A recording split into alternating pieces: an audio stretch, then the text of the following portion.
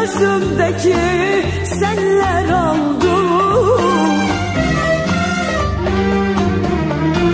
Yüzüm gülse kalbim ah çekip inliyor, her zaman dünyamı başıma yıkıyor. Yüzüm gülse kalbim ah çekip ağlıyor, her zaman dünyamı başıma yıkıyor.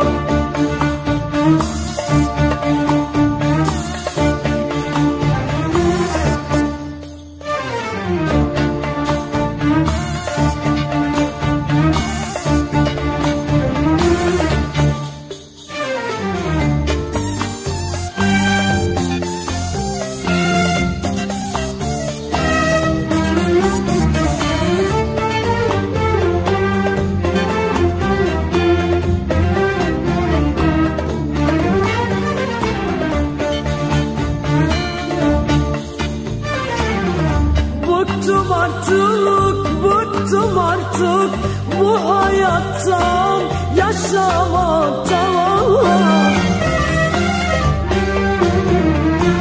Eller gibi mesut olup kurutulamam ağlamaktan. Yüzüm gülse kalbim ah çekip ağlıyor, her zaman dünyamı başıma yıkıyor. Yüzüm gülse kalbim ah çekip inliyor, her zaman dünyamı başıma yıkıyor.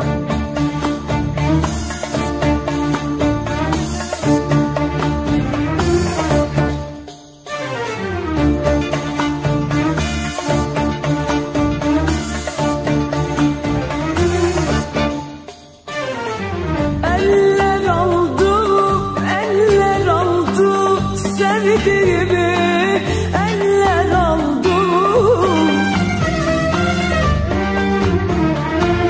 Mutlu süren yaşantımı gözümdeki seller aldı.